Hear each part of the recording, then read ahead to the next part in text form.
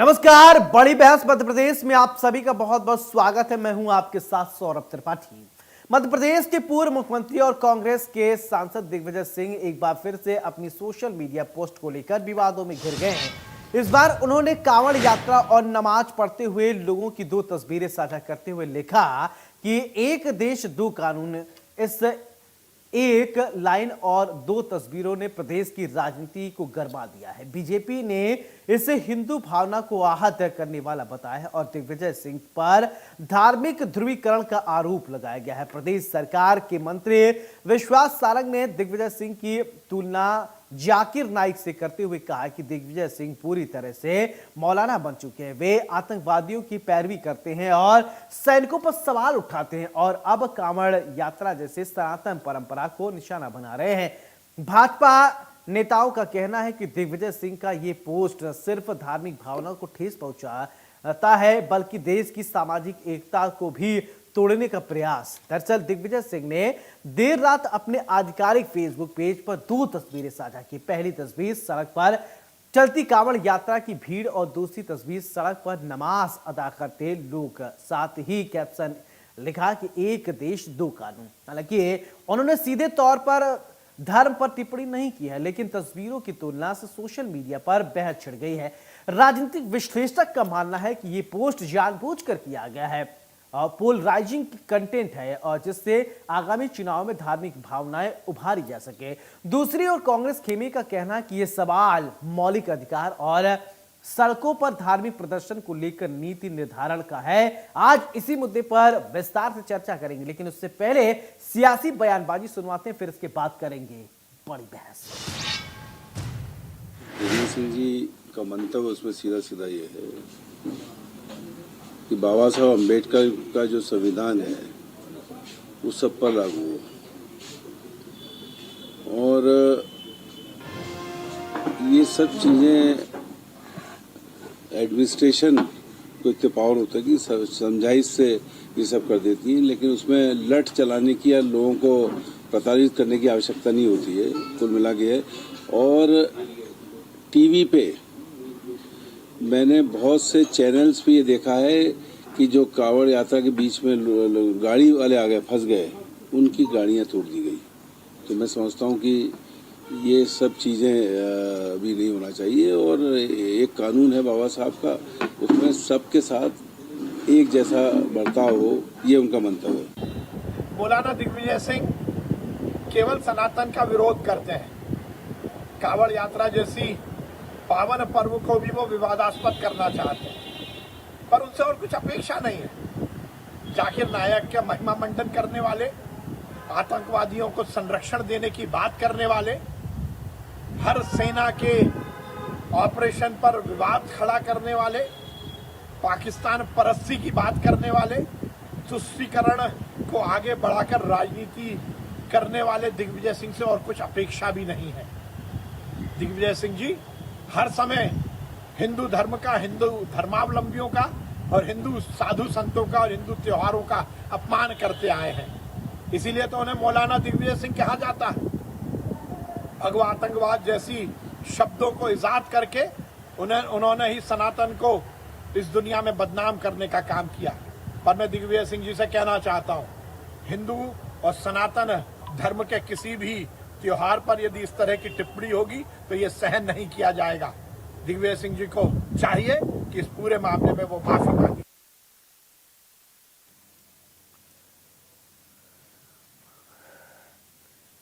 तो दिग्विजय सिंह पर आरोप लग रहे हैं। उन्होंने एक कैप्शन, एक फोटो लगाया, दो तस्वीर। उन्होंने एक नमाज पढ़ते हुए एक कांवड़ यात्रा की तस्वीर उन्होंने साझा की है। अब इसी तस्वीर को लेकर खूब सियासी बयानबाजी, आरोप प्रत्यारोप हो रहे हैं। हमारे साथ मेहमान जुड़ गए हैं। सबसे पहले परिचय करवाते हैं, फिर इसके बाद चर्चा की शुरुआत करते हैं। योगेश गुप्ता जी, प्रवक्ता बीजेपी के हैं, बहुत बहुत स्वागत है।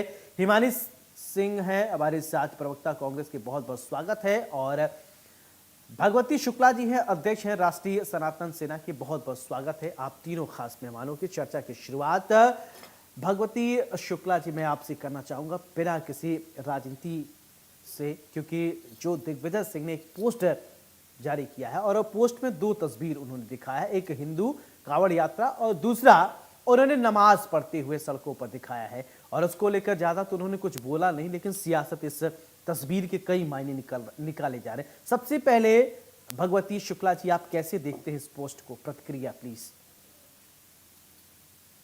जय श्री राम। दिग्विजय सिंह हमेशा से सनातनियों को टारगेट करने का कार्य कर रहे हैं और इन्होंने हमेशा से तुष्टीकरण की राजनीति की है। लेकिन मैं इनसे कहना चाहूंगा कि इनको हमेशा देखना चाहिए कि चुनाव जब आते हैं तो आप पूर्ण सनातनी बन जाते हैं। आप जनेऊ धारण कर लेते हैं, धोतियां पहन लेते हैं, मंदिरों में जाते हैं और जैसे ही चुनाव चले जाते हैं उसके बाद आप इफ्तिहार पार्टियों में जाते हैं और सनातनियों को टारगेट करते हैं। क्योंकि कावड़ कोई ऐसा प्रोग्राम नहीं है, सनातनियों की आत्मा है। ये हमारा सबसे बड़ा त्योहार है, साल में एक बार आता है और जिस रास्ते से कावड़िया जाते हैं उसी रास्ते से सारे वाहन चलाए जा रहे हैं। कभी भी आज तक कोई भी किसी भी प्रकार की कोई घटना नहीं घटी है। छोटी मोटी अगर कोई कहीं पे फुटफुट घटनाएं आयोजन में होती हैं, लेकिन इनका नजरिया देखिए, क्योंकि जो इस्लामिक हो चुके हैं, काल नेमी राक्षस की उपाधि इनको दी जाए तो जो इस्लामिक काल नेमी है जो सनातनियों के भेष में घूम रहे हैं। और इसी वजह से ऐसे मध्य प्रदेश में और पूरे देश में इनके नेतृत्व में कांग्रेस में जीरो लग गया। क्योंकि जब जब जो सनातन से खेला है, जो सनातनियों से खेला है, जिन लोगों ने सनातनियों को टारगेट किया है उनको हमेशा जनता ने और सनातनियों ने नकारा है। आपको लव जिहाद का मामला नहीं दिखेगा। नमाजों के लिए मस्जिद बनाई गई है, वो मस्जिद में पढ़ी जाएंगी नमाज, ना कि सड़कों पर। वैसे बाबा साहब का कानून याद आएगा, लेकिन जब आतंकवाद होगा, पहलगाम का हमला होगा, जब इनको बाबा साहब का कहीं नहीं दिखाई देगा। योगेश, छोटी सी बात, ठीक है। हिमानी जी, पहले मैं योगेश जी मैं आपके पास आऊं, हिमानी जी से ये समझूंगा। हिमानी जी, इस पोस्टर के क्या मायने हैं? एक तरफ कांवड़, दूसरी तरफ नमाज, क्या कहना चाहते हैं दिग्विजय सिंह?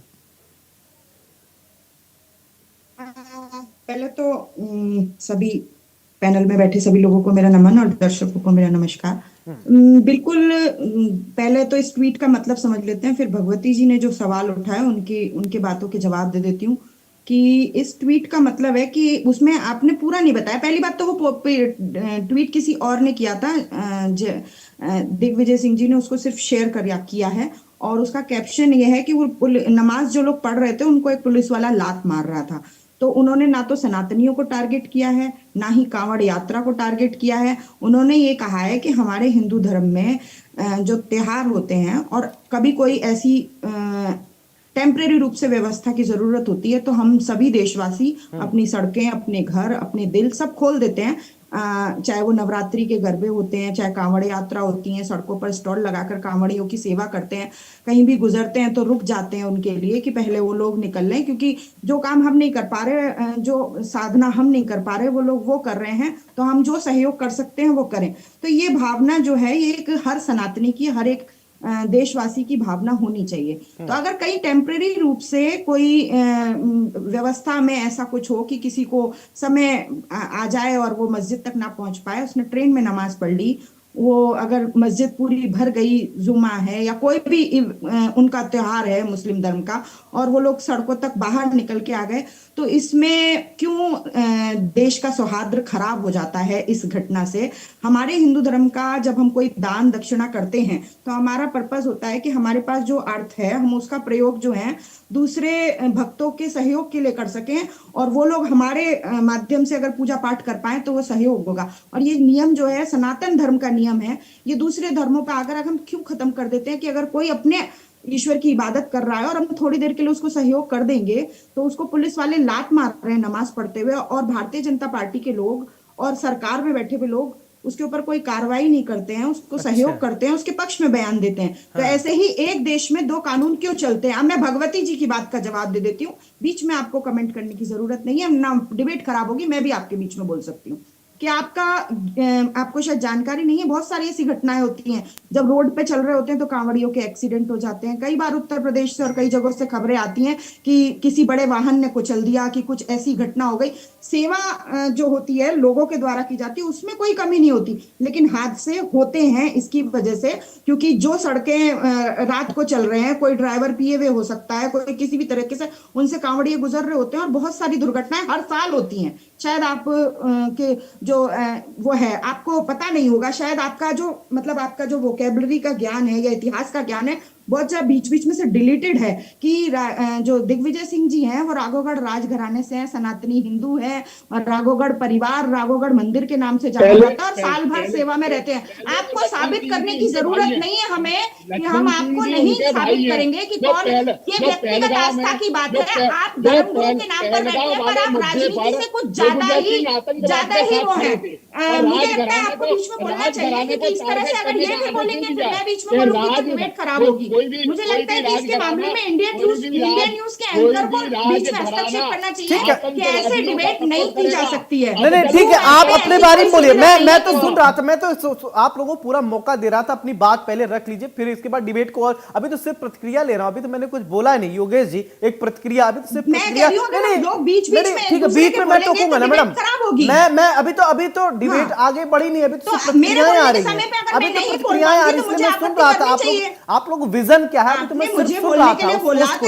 मैंने सिर्फ मैंने इनके बीच में बोला था क्या हिमानी जी, अभी तो मैं सिर्फ सुन रहा था आप लोगों की बात। आपने ठीक है योगेश गुप्ता जी, ठीक है, ओके मैडम, ठीक है।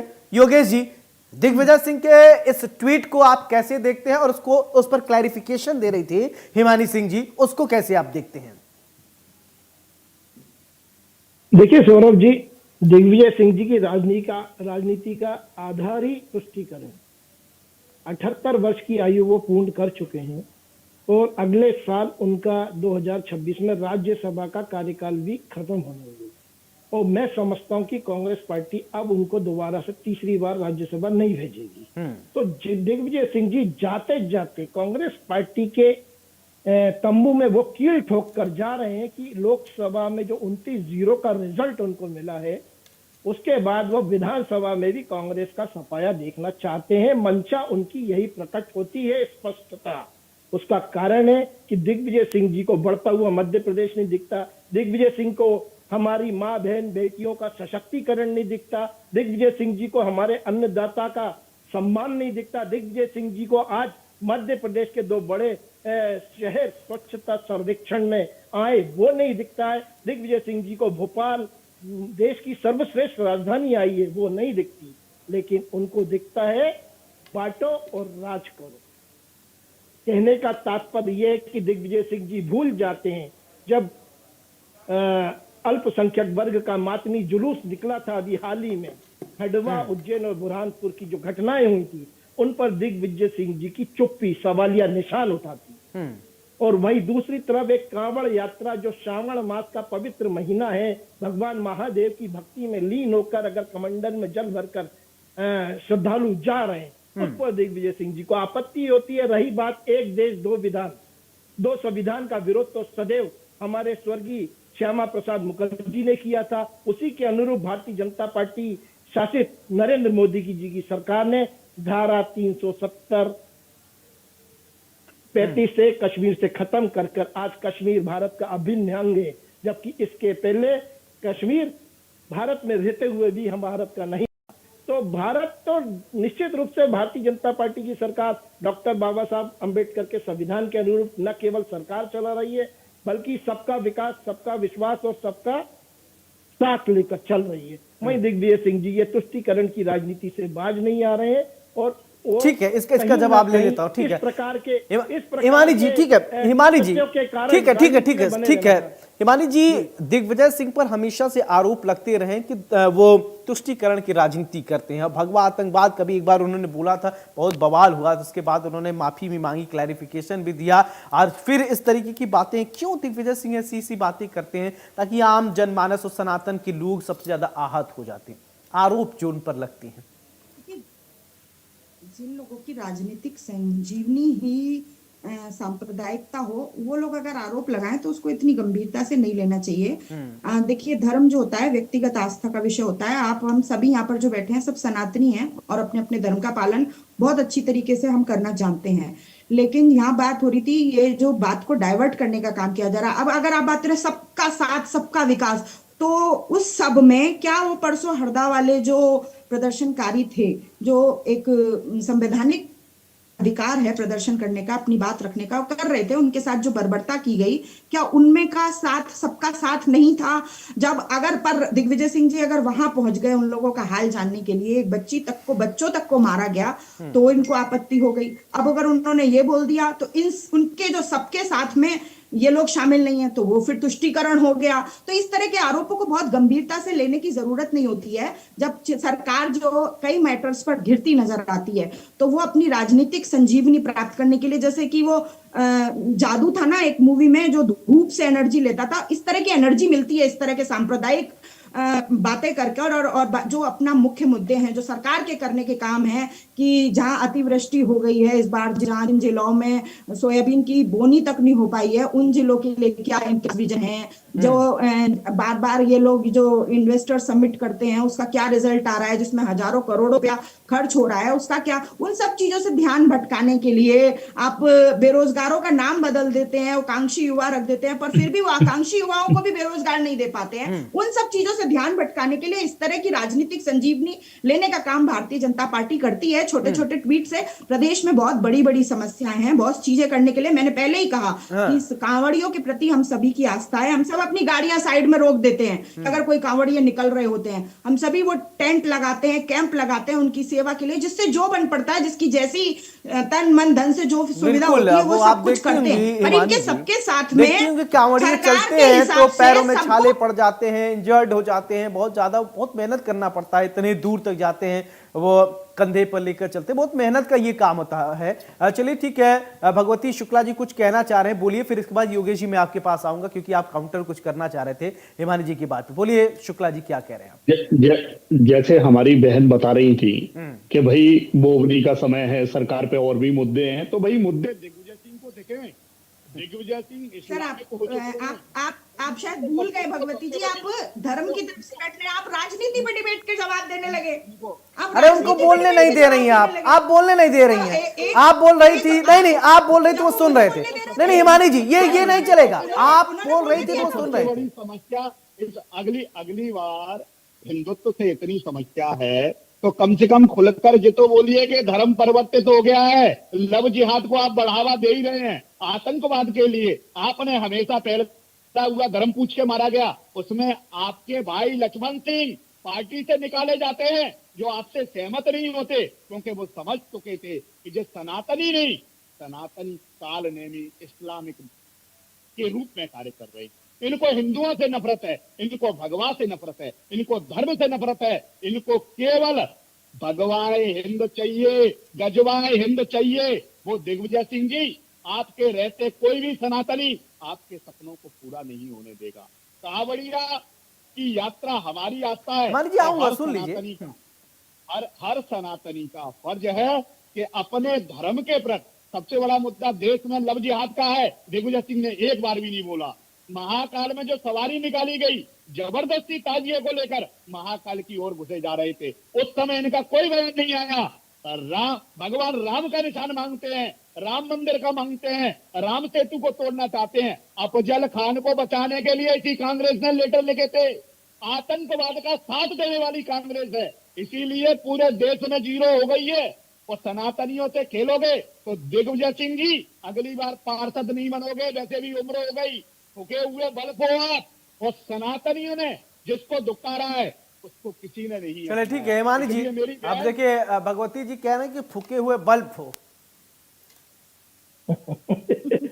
भगवती जी तो डिसाइड ही नहीं कर पा रहे कि वो किस ओहदे से यहाँ पर बैठे हैं। उनको राजनीति में ज्यादा इंटरेस्ट है, शायद अगली बार भारतीय जनता पार्टी के प्रवक्ता के रूप में भी बैठ जाएं, कोई बड़ी बात नहीं है। पर जब तक जिस रोल में आए हैं उसमें रहने का प्रयास किया जाना चाहिए। मैं ये उनके हर सवाल का जवाब दे सकती हूँ कि वो किस चीज के लिए लव जिहाद की बात कर रहे हैं। 20 साल से भगवती जी आप ही की सरकार है, आपका काम है लव जिहाद को रोकना। अगर कहीं पे ऐसा कोई वो हुआ है तो उसके लिए जिम्मेदार योगेश जी की आप सरकार हैं। है। और मैं फिर कह रही हूँ कि लव जिहाद जैसे मैटर्स को सपोर्ट करके राजनीतिक संजीवनी लेने का और इस तरह के ब्लैकमेलिंग करके डायलॉग मारने का काम आप लोग हमेशा करते हैं। मिल जाएगा आपको बीजेपी में भी प्रवक्ता का पद, कोई बड़ी बात नहीं है, पर सनातन के नाम पर आप लोगों को मूर्ख बनाना बंद कीजिए। अपनी राजनीतिक महत्वाकांक्षाओं को धर्म के पीछे छुपाने का प्रयास बिल्कुल मत कीजिए। अब आपको बिल्कुल नहीं लगेगा इनके बीच में बोल रहे हैं। आपने मुझे जवाब देने के लिए बोला था। भगवती जी देखिए, नहीं नहीं, अरे मैं रोक रहा हूँ मैडम, सुनिए तो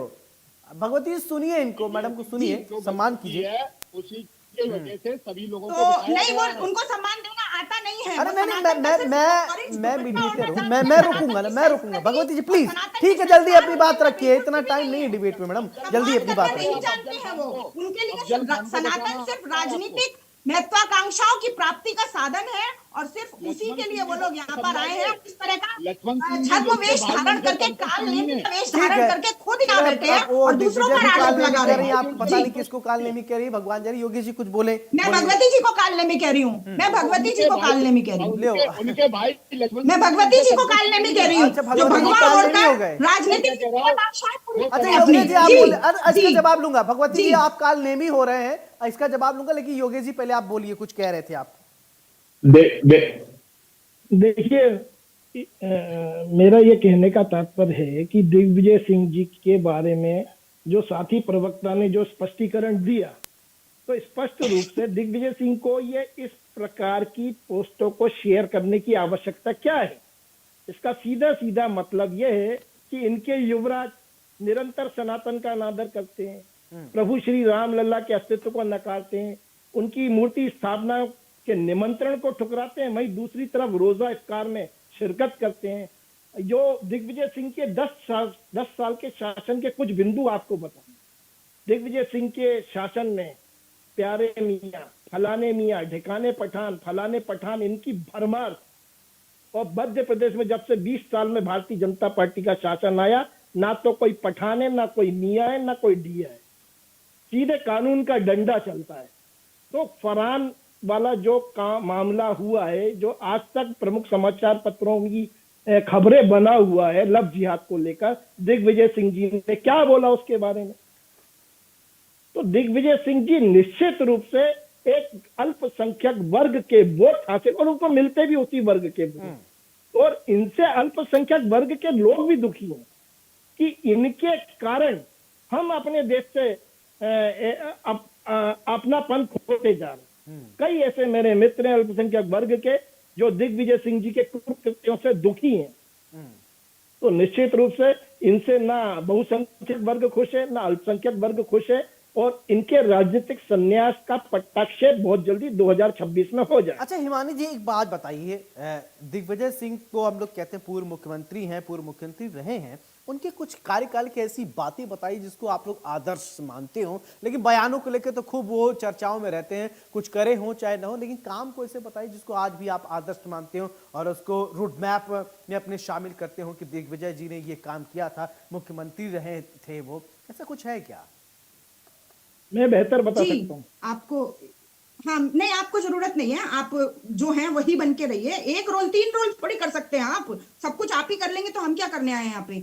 मैं कह रही हूँ, मैं आपको काम बताने हैं। पहले जब मध्य प्रदेश और छत्तीसगढ़ एक ही हुआ करता था, तब दिग्विजय सिंह के काल में जो 5 बांधों का प्रोजेक्ट शुरू हुआ था, 2003 में सरकार गिरी, जिसका उद्घाटन करने का काम, जो कि इनका हमेशा से चलन है कि अगर ये खुद किसी चीज को शुरू करते हैं और उद्घाटन करते हैं तो वो या तो उद्घाटन से पूर्व पुल धंस जाते हैं, सड़कें में गड्ढे हो जाते हैं, उद्घाटन के 6 महीने के अंदर हो जाते हैं, मूर्तियां उड़ जाती हैं, एयरपोर्ट टपकने लगते हैं। देखिए 2003 में छत्तीसगढ़ में योगेश जी आपको भी ये बीमारी शुरू करनी है, आपको भी शुरू करनी है, मतलब आपको भी शुरू करनी है, आप भी ध्यान रख पाएंगे। 2 बीजेपी के प्रवक्ता और फिर भी एग्रीकल्चर ओवरटेक करने की कोशिश करनी है। शासन में बीजेपी के दोनों 4.1% प्रवक्ता बैठे और फिर भी आज 14.5% कमजोर पड़ रहे हैं आप भारतीय दोनों जनता कि पार्टी के बीच में बोलने शासन की में। जरूरत पड़ रही है। दिग्विजय सिंह जी के मुझे टाइम गर्व में है खुद पर सड़कें कि मैं इन 61,000 दो बीजेपी के किलोमीटर प्रवक्ताओं को बनती थी इतना कुल 10 भी साल में। धैर्य नहीं रखवा पा आज रही 20 साल कि में उनको 6 बीच में लाख बोलने की किलोमीटर से जरूरत ज्यादा पड़ने की लगी। सड़कें भारतीय तो ये जनता पार्टी पांचों की बांध सरकार ने जो बनाई है हैं। वो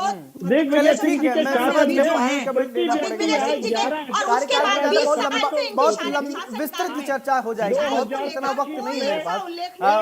भगवती शुक्ला जी फाइनल कमेंट, ठीक है मैडम, समझ गया, वो कार्यकाल पे जाएंगे बहुत लंबा बहुत ज्यादा देर तक बात करनी पड़ेगी, इतना वक्त नहीं है। भगवती जी फाइनल कमेंट प्लीज। करोड़ से ज्यादा की जीएसडीपी मध्य प्रदेश की। सबसे बड़ी बात, जैसे हमारी बहन ने कहा कि उनको हम कालनेमी दिख रहे हैं, तो उनकी गलती नहीं।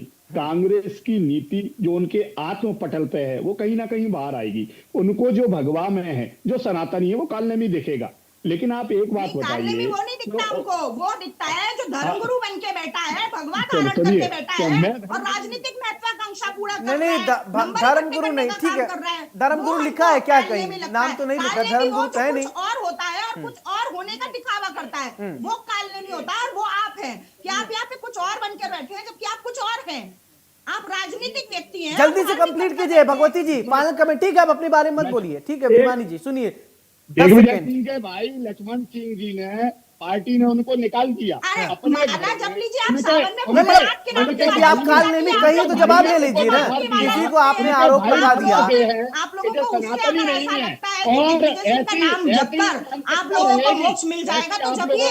देखिए सौरभ जी, ये डिबेट करती नहीं है, झगड़ती झगड़ती ज्यादा है। नहीं नहीं, आप अब कोई देखिए तथ्यात्मक बात नहीं कर रही हिमानी जी, माफी के साथ रोकना चाहूंगा। आप सभी को बहुत बहुत शुक्रिया, आप तीनों मेहमानों को बहुत बहुत शुक्रिया हमारे साथ बड़ी बहस में चर्चा करने के लिए। देखिए दिग्विजय सिंह अपने बयानों को लेकर, अपने पोस्टों को लेकर हमेशा से सुर्खियों में रहते हैं। अब ये जो दिग्विजय सिंह ने पोस्ट किया है उसका सियासी मायने, कई सारे मायने हैं, ये ध्रुवीकरण की राजनीति का भी आरोप लग रहा है। बहरहाल दिग्विजय सिंह ऐसा करते रहते हैं, ये पहली दफा नहीं, इससे पहले भी दिग्विजय सिंह के कई सारे बयान आज भी सोशल मीडिया पर आपको मिल जाएंगे, आप गूगल करेंगे आपको मिल जाएंगे। बड़ी बहस में मेरे साथ फिलहाल इतना ही, नमस्कार।